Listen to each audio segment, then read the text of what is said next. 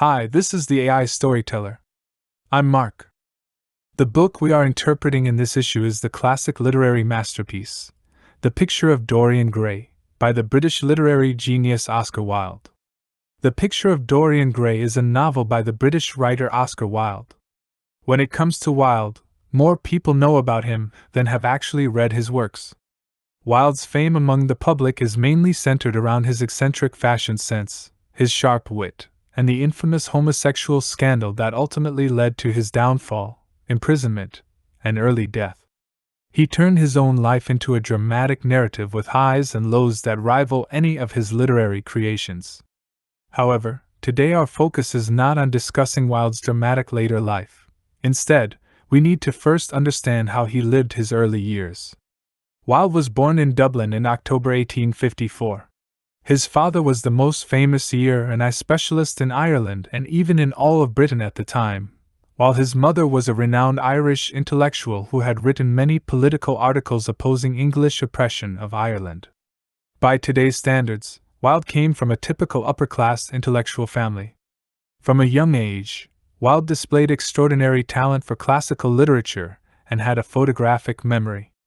He studied classical Greek literature at both Trinity College in Dublin and later at the University of Oxford. These circumstances contributed to Wilde's unparalleled arrogance.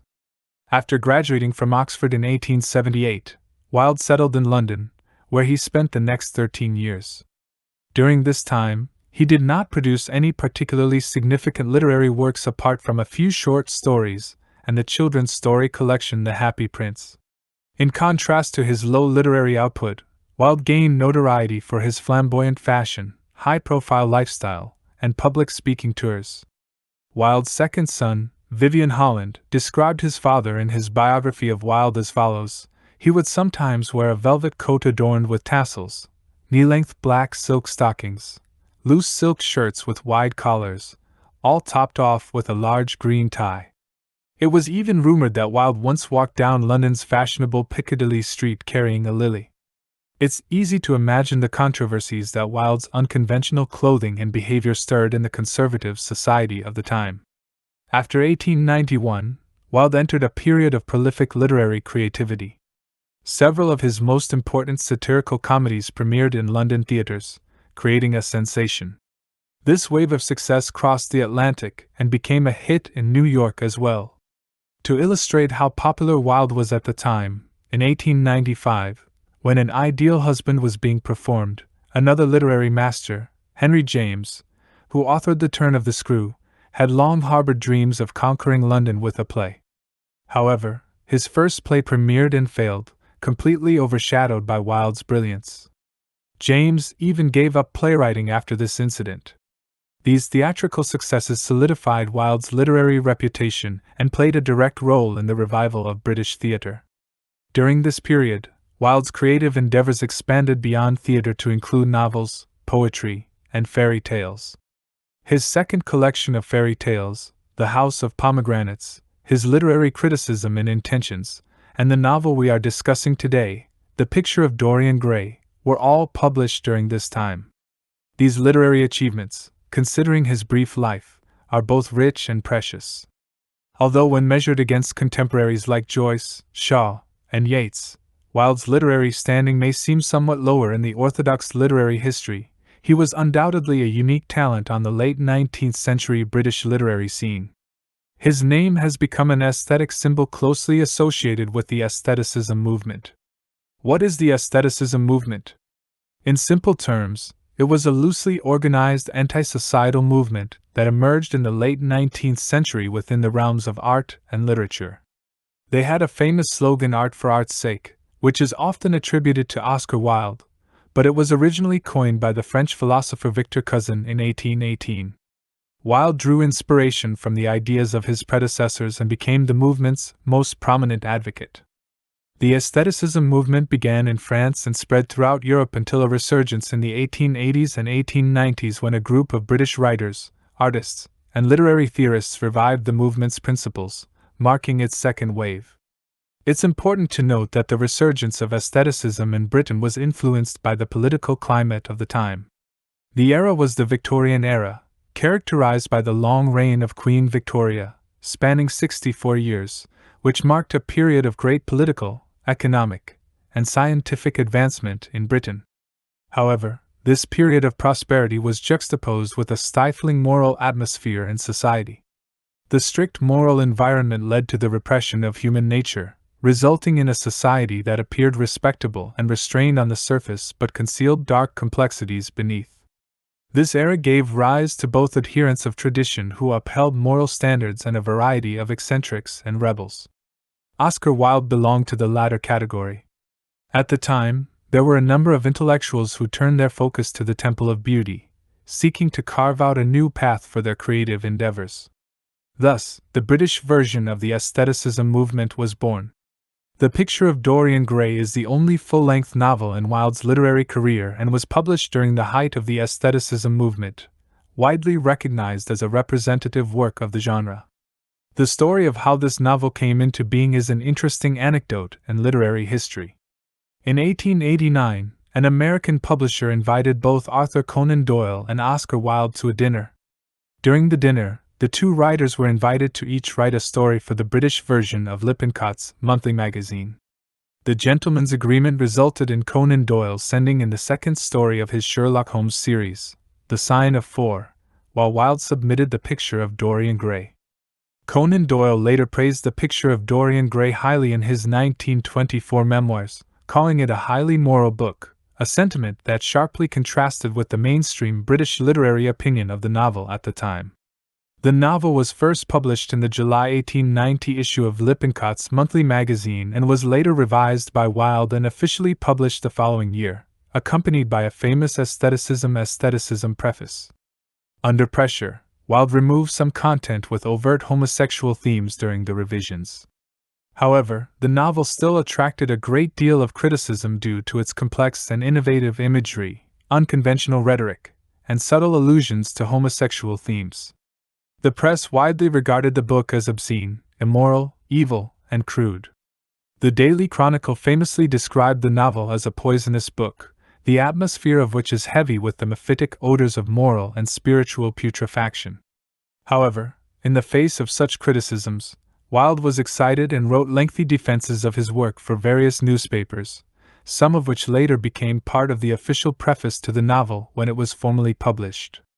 Although clashes of different opinions about a work are common, it is rare for a work to face widespread moral attacks, even extending to personal attacks against the author. The Picture of Dorian Gray was born in the strict moral atmosphere of the Victorian era in Britain, and the novel is set precisely in the Victorian period, with its critique aimed directly at the present. In the work, Oscar Wilde makes no effort to conceal his intention to satirize the era. The story begins on a beautiful and pleasant summer afternoon when the renowned artist Basil Hallward is in his studio, showing his recent masterpiece to his friend, Lord Henry Wotton. The painting depicts a handsome young man, and Basil reveals that the subject is a nobleman named Dorian Gray, whom he recently met and convinced to pose for him. Basil praises Dorian's beauty as transcending the realm of art and imparting an elusive magnetism to his work. Seeing Basil's intense personal attachment to the young man, the worldly Lord Henry becomes intrigued by Dorian. As they discuss Dorian's background, the protagonist himself makes an entrance. Lord Henry gazes at him and is utterly captivated, and this marks the first appearance of a physical description of Dorian in the novel. The curve of his red lips was exquisite, and his large, dreamy eyes were a study in contrast. They were like the bright, blue flowers that one finds in deep, dark woods. His hair was as golden as the sun and flowed in charming curls. Youth had surely been the time of exquisite rapture. While working on the portrait, Lord Henry imparts a series of strong hedonistic views to Dorian, encouraging him to seize the moment and indulge in life's pleasures. The once pure and innocent Dorian begins to waver and question his beliefs. Upon seeing the completed portrait of himself by Basil, Dorian has a sudden wish to remain forever young and let the portrait bear the burden of aging in his place. From this point onward, Dorian embarks on a pursuit of sensory pleasures and indulgence in life. Dorian encounters a beautiful and virtuous actress named Sybil Vane at a humble theater and is enchanted by her beauty and talent. Eager to share his discovery, he enthusiastically invites Basil and Lord Henry to see Sybil perform. However, to everyone's shock, Sybil's acting is terrible, and Dorian's infatuation with her dissipates before his friends. At this juncture, Wilde cleverly incorporates his aestheticism philosophy into the narrative. Through Dorian, he argues that art and reality are almost irreconcilable. Dorian is in love with the character of Sybil, and when the real Sybil falls in love and wants to return to reality, she loses the soul of her artistry and appears vulgar on the stage. Dorian immediately abandons her, describing her as shallow and tedious. Upon returning home, Dorian notices a slight change in his portrait. His face appears to have acquired a touch of cruelty. This revelation startles him. Dorian begins to suspect that his wish has been granted but is reluctant to believe it. After a night of mental torment, just as he resolves to seek reconciliation with Sybil, Lord Henry brings him the news of Sybil's suicide.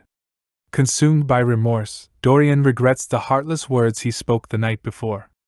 However, Lord Henry, with devilish persuasiveness, manages to convince Dorian that Sybil's death is not his fault. Dorian realizes that from now on, the portrait will serve as a mirror reflecting the state of his soul and bearing the consequences of his moral decay and indulgence. Most importantly, Dorian Gray accepts this devilish pact, locking the portrait away and vowing never to reveal it to anyone again. Over the next 18 years, Dorian gradually descended into corruption, and with each wicked deed, the portrait became increasingly grotesque and hideous.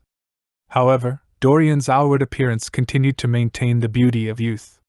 He led a double life, protected by the portrait, outwardly pure and innocent, seemingly untainted, while in reality, he engaged in numerous vile acts. Many young people, drawn to his outward beauty, admired and befriended him, only to be ruined by him in the end. Dorian's journey into wickedness was closely tied to his two friends. First, there was Lord Henry. He was a cynical and worldly aristocrat who used witty and unconventional language to mask his poisonous desires. He viewed Dorian as his experiment, gradually leading him down the path of sensual pleasures and moral decay. As for the painter Basil, he was entirely different from Lord Henry. Basil was deeply pained to witness Dorian's descent into corruption, but like Lord Henry, he also bore an undeniable responsibility. Basil's tragedy stemmed from his excessive adoration of physical beauty, and it was this adoration that led to Dorian's burgeoning vanity and desires. Influenced and seduced by Lord Henry's ideas, Dorian ultimately led to Basil's death when he discovered the secret of the portrait. To some extent, this can be seen as Basil's own doing. The murder of Basil marked the peak of Dorian's wickedness.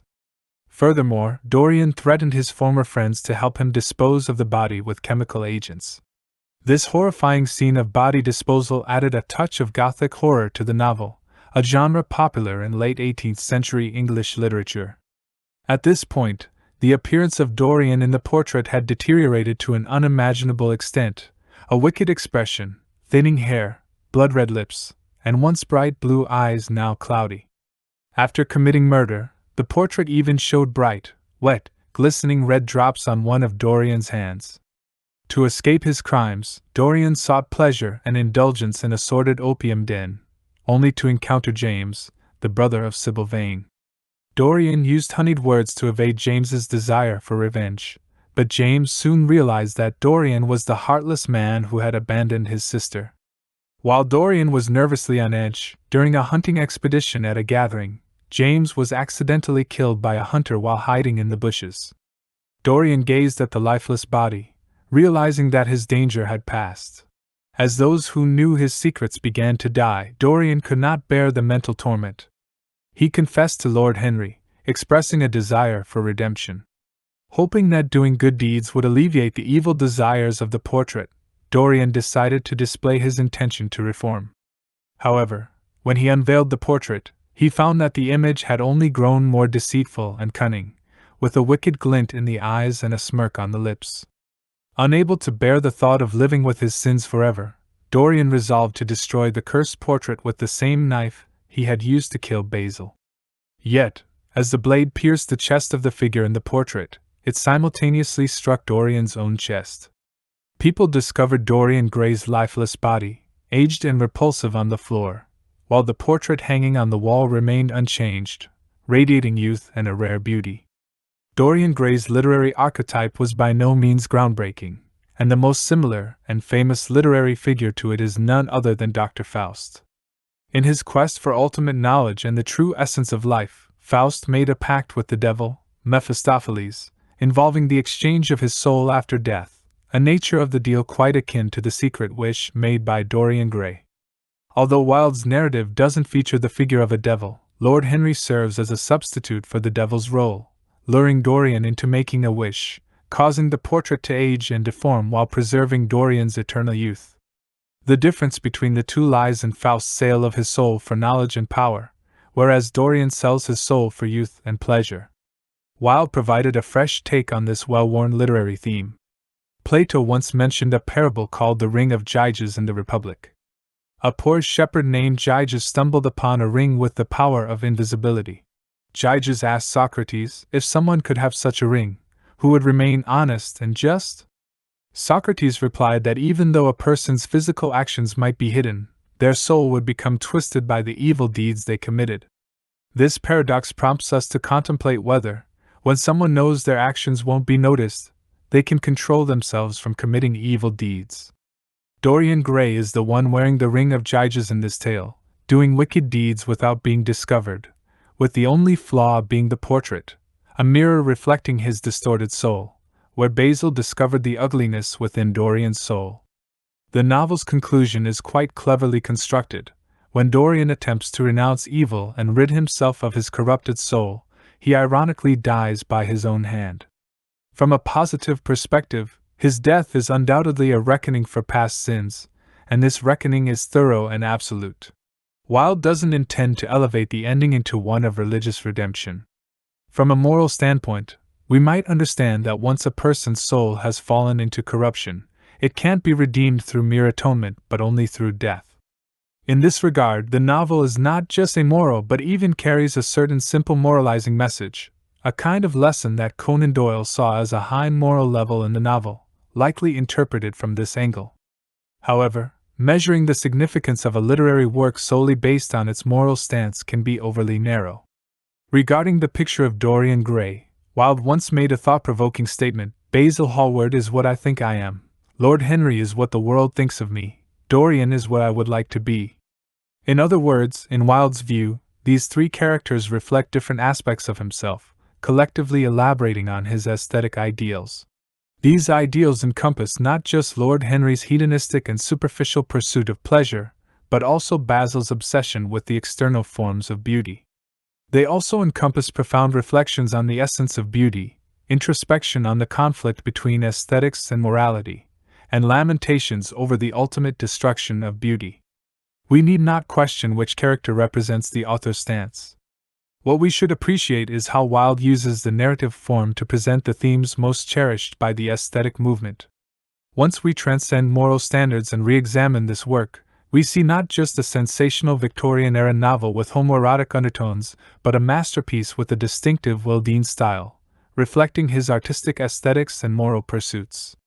In terms of narrative form, the picture of Dorian Gray employs various styles, including folk tales, romantic legends, Gothic novels, and suspenseful thrillers, creating Wilde's unique artistic style. The language of the novel is magnificent, meticulously chosen, with extensive descriptions and depictions of the environment, architecture, music, and imagery. These descriptions not only reveal Wilde's personal admiration and fascination with ancient Greek culture but also promote his artistic view that life imitates art. Even in the 11th chapter of the novel, Wilde provides an array of references to luxury items such as jewelry, embroidery, tapestries, and spices, akin to a literary treasure trove. Furthermore, Dorian's flights of literary fantasy in the novel are dazzling, overwhelming the senses, as various pleasures converge into a river, reflecting Wilde's audacious and flamboyant aestheticism. Dramatic storytelling is also a prominent feature of this novel, and this aspect is closely tied to Wilde's identity as a born playwright. As we mentioned earlier, Wilde's famous social satirical comedies still have a strong following today. This is not only because Wilde sharply satirized and ridiculed the hypocrisy and absurd customs of the upper echelons of British society at the time, but also because these comedies are filled with coincidences, misunderstandings, and sudden twists, elements that captivate audiences. In The Picture of Dorian Gray, Wilde didn't miss the opportunity to use this technique to achieve exaggerated dramatic effects. For instance, just after Dorian abandons Sybil, he has a moment of remorse and contemplates making amends. However, Lord Henry arrives with news of the girl's death, providing Dorian with the immediate opportunity to shed his moral burden. The accidental death of Sybil's brother follows a similar pattern. Dorian, in a state of constant anxiety, worrying about James's vengeance, suddenly discovers the brother's lifeless body. Wilde was always quick-witted and had a knack for witty remarks. Characters like Dorian Gray and Lord Henry in his works naturally possessed this talent. For example, phrases like "the only way to get rid of a temptation is to yield to it," "only shallow people do not judge by appearances," "men marry because they are tired, women because they are curious, both are disappointed, and there is only one thing in the world worse than being talked about, and that is not being talked about," are indicative of the character's world-weary and hedonistic psyche. Therefore, Wilde's style and the forms he employed not only reflect his unique creative characteristics but also serve the content of the novel, achieving a harmonious unity of form and content.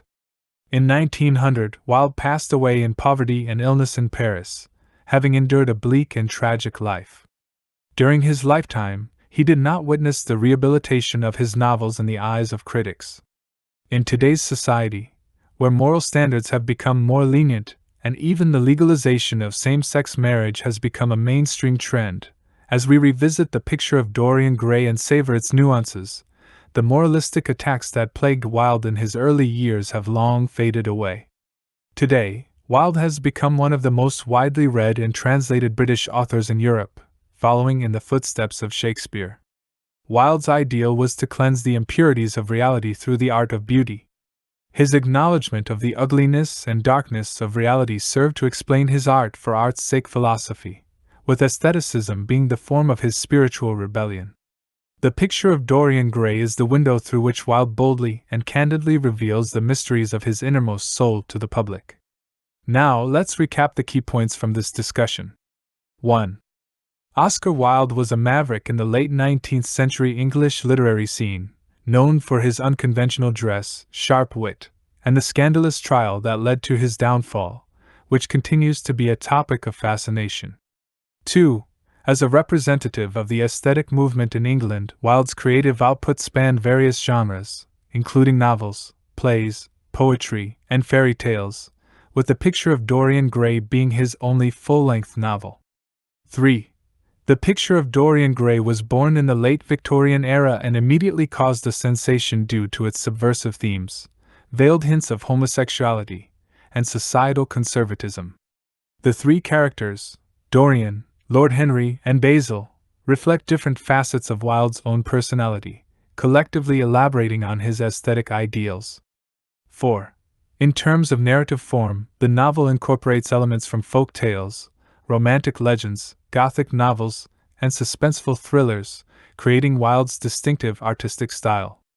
The language is ornate, with meticulous descriptions of the environment, architecture, music, and imagery, reflecting Wilde's admiration for ancient Greek culture and his belief in life imitating art.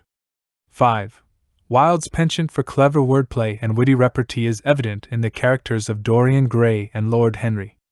Throughout the novel, there are clever aphorisms and humorous dialogues that indirectly reveal the character's world-weary and hedonistic psyche. 6.